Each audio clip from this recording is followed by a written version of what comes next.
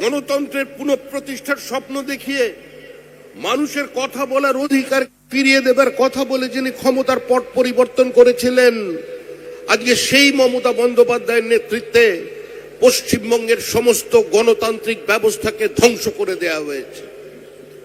আমরা আরজি করের ঘটনায় শুনেছি, আমরা দেখেছি পৃথিবীর অন্যতম স্বতঃস্ফূর্ত গণপ্রতিবাদ আছড়ে পড়েছিল গোটা ভারতবর্ষের মাটিতে। গোটা বাংলার মানুষ রাত দখল করে নিয়েছিলেন, শুধুমাত্র একটি মেয়ের জন্য নয়।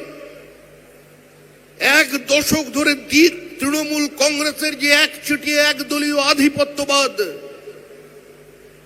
যে বিধ্বংসী আধিপত্যবাদ প্রতিষ্ঠা করে দিয়েছিল, তার বিরুদ্ধে মানুষ রাস্তায় নেমেছিলেন জীবনের দাবিতে, জীবিকার দাবিতে, মানুষের মেধার মর্যাদাকে রক্ষা করবার দাবিতে।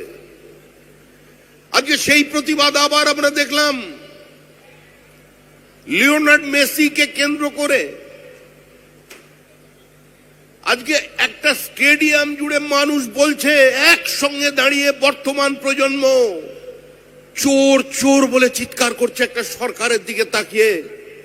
এই নজিরবিহীন দৃশ্য আজ এর আগে কোনোদিন মানুষ দেখেনি।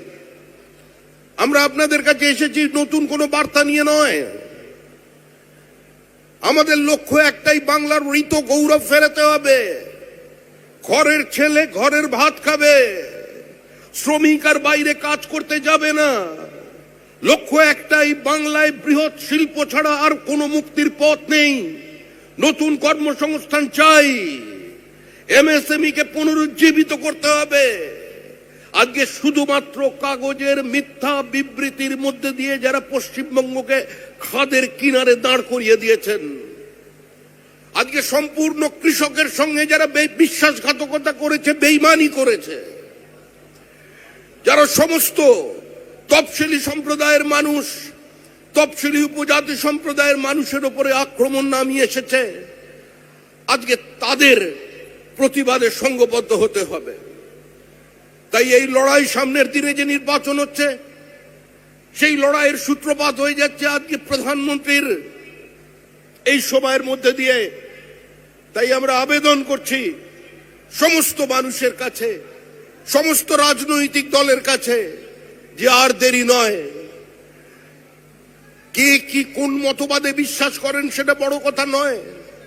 পশ্চিমবঙ্গকে পশ্চিম বাংলাদেশ বানাতে দেওয়া চলবে না। বাংলাদেশে রবীন্দ্রনাথ ঠাকুরের মূর্তি ধ্বংস হচ্ছে, আর মালদা জেলায় দাঁড়িয়ে তৃণমূল কংগ্রেসের ছাত্র নেতা রবীন্দ্রনাথের প্রতিকৃতিতে আগুন লাগাচ্ছে। সত্যজিৎ রায়ের বাড়ি ধ্বংস, সুনীল গঙ্গোপাধ্যায়ের বাড়ি দখল, হিন্দুদের ওপরে ওপারে নির্মম নির্যাতন চলেছে।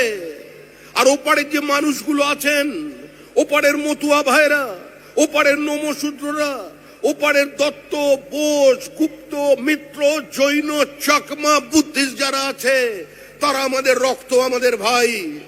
তাই যে মানুষগুলো ওপার বাংলা থেকে এপার বাংলায় ছেড়ে চলে এসেছেন নিজের তুলসী তবলায় বাতি দেবার জন্য, যে মানুষগুলো ওপার থেকে এপারে চলে এসেছেন শাখা সিঁদুরকে অক্ষত রাখবার জন্য, যে মানুষ ওপার থেকে এপারে চলে এসেছেন নিজের পদবিটাকে টিকিয়ে রাখবার জন্য, আজকে তার পাশে যদি কোনো রাজনৈতিক দল থাকে তার নাম বিজেপি। একদিন যারা এই দেশ ছেড়ে চলে গিয়েছিল, যারা এই দেশকে নাপাক বলে, অপবিত্র বলে, দারুল হার্ব যুদ্ধভূমি বলে আজকে এই দেশটাকে খণ্ডিত করেছিল, এই যে আমরা নদিয়া জেলার মানুষ এখানে বসে আছি, এই নদিয়া জেলাও ছিল 1947 সালের 15ই আগস্ট পাকিস্তানে। শ্যামাপ্রসাদ মুখার্জি, এনসি চ্যাটার্জি, যদুনাথ সরকার, রমেশ চন্দ্র মজুমদার, মেঘনাথ সাহের সঙ্গেও যার নাম আজকে ইতিহাস থেকে মুছে দেওয়া হয়েছে, তিনি নদিয়ার রানী জ্যোতির্ময়ী। আজকে যদি রানীমার সেদিন না দাঁড়াতেন, সেদিন যদি ব্রিটিশের এই কূটনৈতিক চক্রান্তের সামনে তিনি একজন মহিলা হয়ে লড়াই না করতেন, আজকে ওপার বাংলা থেকে আপনারা এপার বাংলায় এসে নিজেকে ভারতীয় বলে পরিচয় দিতে পারতেন না। 18ই আগস্টের সেই স্বাধীনতাকে যদি অক্ষুণ্ণ রাখতে চান, তাহলে মনে রাখবেন ভারতবর্ষে একমাত্র ব্যক্তিত্ব আছেন যিনি পৃথিবীর জনপ্রিয়তম ব্যক্তিত্ব, আজকে যার নেতৃত্ব শুধু দেশে নয় সারা বিদেশে ছড়িয়ে পড়েছে, সারা পৃথিবীর মানুষ যাকে সম্ভ্রমের দৃষ্টিতে দেখছেন, আজকে সেই নরেন্দ্র দামোদর দাস মোদী আজকে আপনাদের সামনে আপনার বক্তব্য রাখবেন। তার কণ্ঠস্বরে আপনারা শুনবেন যে এখানকার কোন হিন্দু উদ্বাস্তুর নাম ভোটার লিস্টের বাইরে যাবে না।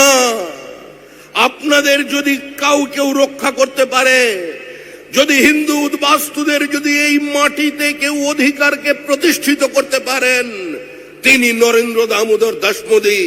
এর বাইরে অন্য কোন রাজনৈতিক দল আজকে মিথ্যাচার বিভ্রান্তি ছড়াতে পারেন, কিন্তু এর মধ্যে কোনো প্রতিকার আনতে পারবেন না। আমরা আপনাদের কাছে এসেছি শুধু এই বার্তা নিয়ে যে কারণে শুধু আপনি ওই দেশ ত্যাগ করে এখানে চলে এসেছিলেন, আজকে সেই কারণটা আপনাদের সামনে কেউ তুলে ধরতে পারছে না। আপনাদের জীবন আর যৌবনকে লুট করেছে বর্তমানের সরকার।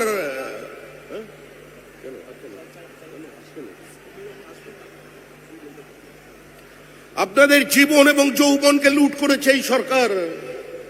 এই সরকারের কারণে একটার পর একটা শিল্পপতি এ রাজ্য থেকে ভিন্ন রাজ্যে চলে গিয়েছে। মুখ্যমন্ত্রীর বিজিবিএস এর মঞ্চে যারা দাঁড়িয়ে বলছেন এত ভালো শিল্প বান্ধব পরিস্থিতি এর আগে কোনোদিন তৈরি হয়নি, সেই শিল্পপতিরা রাতের অন্ধকারে নিজেদের পুঁজি সরিয়ে ভিন রাজ্যে চলে যাচ্ছেন। যারা আপনাদের সামনে দাঁড়িয়ে বলছেন যে মুখ্যমন্ত্রীর নেতৃত্বে পশ্চিমবঙ্গ এগিয়ে চলেছে, আজকে একবার পরিসংখ্যানের দিকে তাকান। বাংলাকে গুজরাট হতে দেব না, বাংলা বাঙালির উপরে আক্রমণ। গুজরাটে ফরেন ডাইরেক্ট ইনভেস্টমেন্ট 36.6 আর পশ্চিমবঙ্গে ফরেন ডাইরেক্ট ইনভেস্টমেন্ট 0.6%। মুখ্যমন্ত্রীকে আপনি বিভিন্ন মহিলাদের সঙ্গে বিভিন্ন ধরনের আনন্দ অনুষ্ঠানে দেখতে পাবেন, মুখ্যমন্ত্রীকে কবিতা পড়তে দেখতে পাবেন, মুখ্যমন্ত্রী গানের সুরে তাল মেলাচ্ছে দেখতে পাবেন, মুখ্যমন্ত্রীকে মঞ্চের এক প্রান্ত থেকে অন্য প্রান্ত পর্যন্ত অশান্ত পদচারণার মধ্যে দিয়ে নরেন্দ্র মোদীকে আক্রমণ দেখতে পাবেন। মুখ্যমন্ত্রীকে আপনি ঈদ উল ফিতরের মঞ্চে বিজেপি ইজ প্র্যাকটিসিং হিন্দু ধর্ম ইজ এ গন্ধা ধর্ম বলতে দেখতে পাবেন। মুখ্যমন্ত্রীর রাজত্বে আপনি ওই হুমায়ুন কবিরকে আমরা 70%, এরা তো 30% যখন চাইব কেটে ভাগীরথীতে ভাসিয়ে দেব, সে কথা নিঃশব্দে হজম করতে দেখতে পাবেন। কিন্তু মুখ্যমন্ত্রীকে আজ পর্যন্ত কোনো বড় কারখানার দরজার সামনে নারকোল ফাটিয়ে উদ্বোধনে দেখতে পাবেন না।